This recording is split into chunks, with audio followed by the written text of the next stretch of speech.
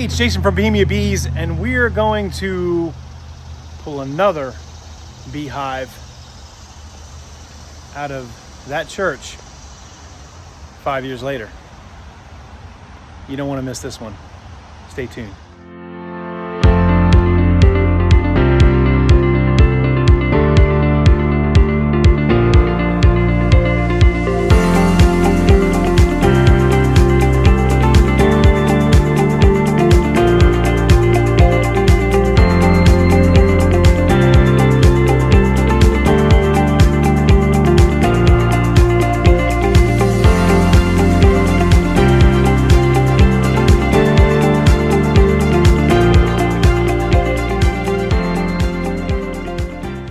Okay, so as many of you who follow my channel for a while know that we pulled a beehive on the south side of the church about 5 years ago.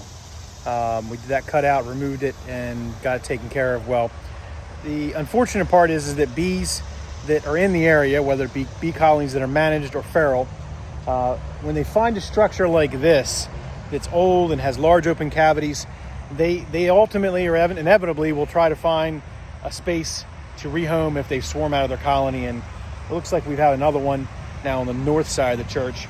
So we're back here on site at Old Drawyers. This is a pretty old church here in Odessa, Delaware. It was founded back in the 1700s. This building right here behind me was constructed probably about 1773. So this is a church that's very, very old in the town of Odessa. It's very historic, and really beautiful in architecture. As you can see, the Georgian architecture. And so we got to be very careful. We're working with restoring more today to help try to get into the eave on the other side. We'll take a look at it and show you what that's going to look like and how we're going to get into it. And then hopefully we'll get the beehive out and close it up, and so they can't get back into the north side. He's got a couple ideas, John from Restoring More, to help try to prevent them from coming back in any other cavity. But we're going to get to work. So let's take a quick peek inside this church, because I just want to show you what this looks like inside. It's an amazing, amazing building. Okay, so inside the church here, again, has just been recently refinished. And you can see that there is no modern technologies in here, which is awesome. The church has been here, again, since the 1700s. And there's an active service that occurs every year. You can actually come to the service if you're ever in town. So I encourage you to come visit. But you can see the architecture. They got a pipe organ up in the rafters that plays. It's beautiful. I'll probably see if I can add that to the video later, if I have any snippets of one of the viewers for those services. But just wanted to show you the inside of this place. It's amazing how it was constructed, and the history here, if you read about Old Drawyers, is just amazing. And then our friend Duncan Beard, who we named the honey we pulled out after last time. We might have to do another batch. Let's get to work on those bees.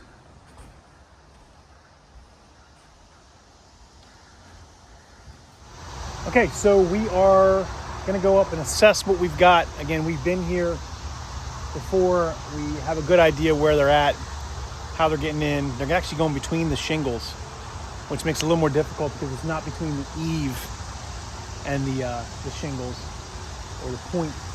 It's actually in between a few of the shingles. So we got to figure out the width of the nest, which we believe is about a couple feet wide in that cavity up there. So you can see them. We'll zoom in and you can take a look at the bees moving around up there. But we're going to get up there.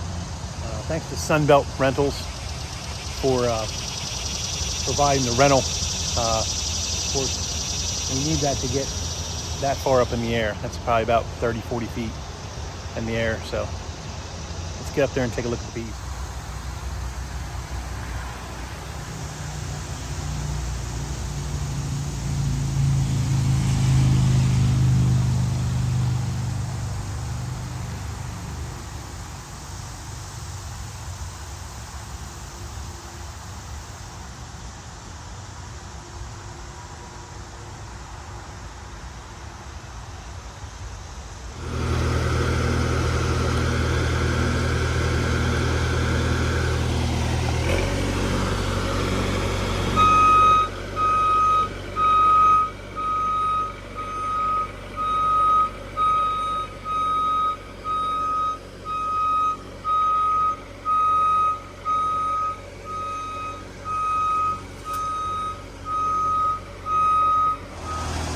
Okay, so you can see they're going in between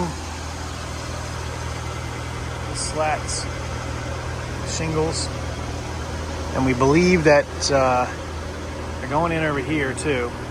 So there's a joist, we believe, somewhere down there going up, and then there's a joist over here. So it doesn't mean that the hive is that big per se. We're going to find out. We're going to start to pull some of these off and see where we can see them going in. Let's get into this. Well, we're on the roof now with Restoring More. John, right? Don. Don? Yeah. Don. I made a mistake earlier and I said John. I meant Don from Restoring More. And he's digging into about 4 layers, 5 layers. We had shingles, we had some roofing. And now we got a layer that we're trying to get through. It looks like a double layer, potentially. So we're going to get in here and see what we got. Bees are a little active. Not that aggressive, so that's a good thing. Still just trying to get in the mix. What Don does here is strategically tries to cut into what was already done and try to bring it back to the way it looked before we got here. That's his job, is to restore things back to where they looked period-wise. But let's get to work.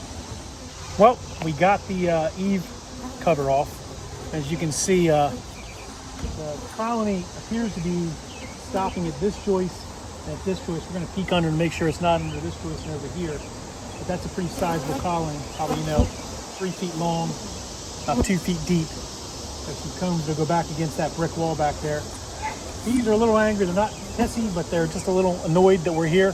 We're going to vacuum them up, try to calm them down a bit, and continue to get this comb out so we can get it completely to cavity clean. Let's get into it. All right, so let's take a look at what we're looking at here. This is brood comb right here. You see some queen cells or capped, uncapped queen cups over here on the edges. So they're definitely at their capacity. And I don't think they're going over there. We're hoping that we can get up before they don't run over there. Might still need to check underneath there. Big cluster over here. We'll get them taken care of before they run further down there. And then this big pattern of brood you see right here. They're backfilling a lot of it with honey, which means that they're, condensing the brood nest or organizing it, reorganize it. Again, we're always looking out for a queen. It's always important if you can grab her, that'd be fantastic. So let's see what we can do.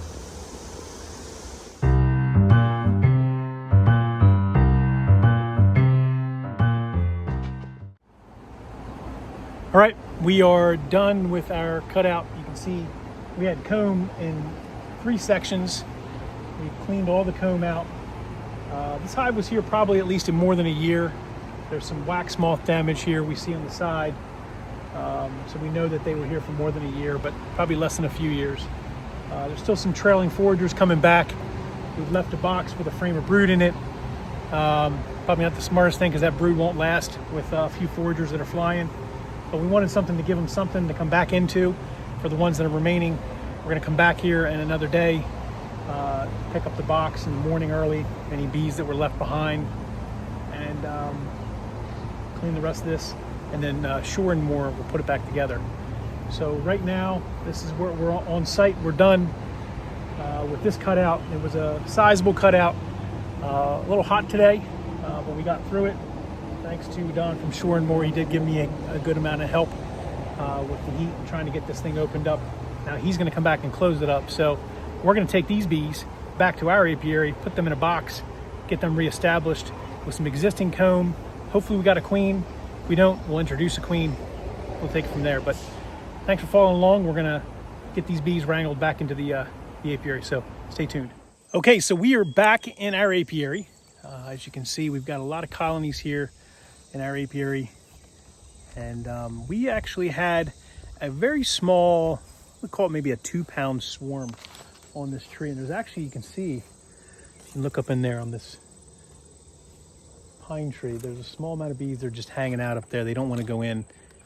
I don't know if the queen's in that back batch or not, but there are eggs in this box. There's 3 frames of bees, the comb that we shored up, and we're going to merge them. We're going to merge this workforce that we just got from this, because we don't know if we got a queen or not.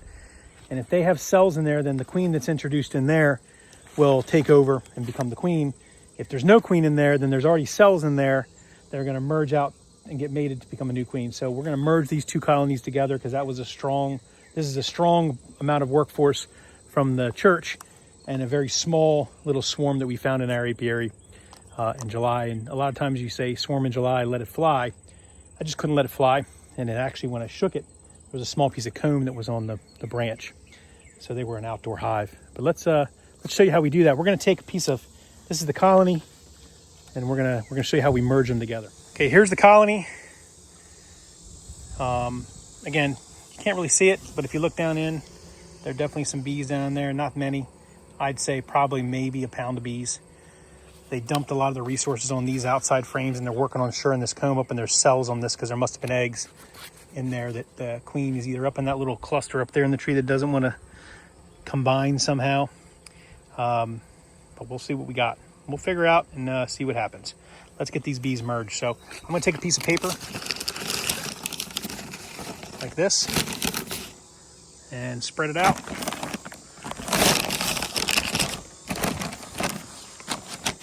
There's a little hole there. That's not a big deal. And we're going to take, there's bees, or here's the bees from the church. You can hear them buzzing. And the everything bee vac. Take my bee box. I'm doing this one-handed, so I apologize. Let me put you down and get set up. All right, so we've got the box here and a couple slits inside the box. You can see, just to have a quicker chance for them to merge. I'm not going to put any frames in, actually. I'm just going to dump the bees in this box. So let me do that. A little smoke, calm them down, because as soon as I pull that lid off, they're going to go nuts. They've been in here for a little bit of time. The way I do this is I do once, just smack on the ground, it'll drop them to the bottom. I'll take the lid off and then just dump them in. So let me do that. Okay, so we're gonna let them settle in, put a lid on it, and let them merge this evening. And hopefully we got our queen. If not, then they'll make a new queen. So let them calm down a bit. They've been in that bucket. So let's see what happens. We'll give them a little bit of time. Okay, it's about 2 days later. We're gonna come back in here, and we dumped the bees in here. You can see there's definitely some casualties, unfortunately, but they've merged with the other colony. You see some of the openings where they've connected with the other colony, and a lot more bees bearding on the front up here. So let's get into the box, remove that paper, and see what we find.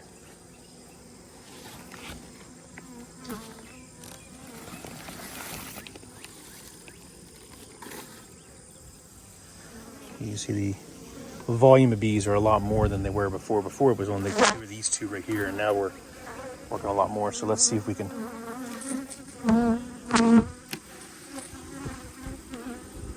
pull it out, pull the frame out, and see what we find. It's like they're starting to clean up some of this old comb, which is great. I'm gonna set this over here. What I'm looking for is new eggs, or a queen, potentially. Lots of nectar on that frame, which is great.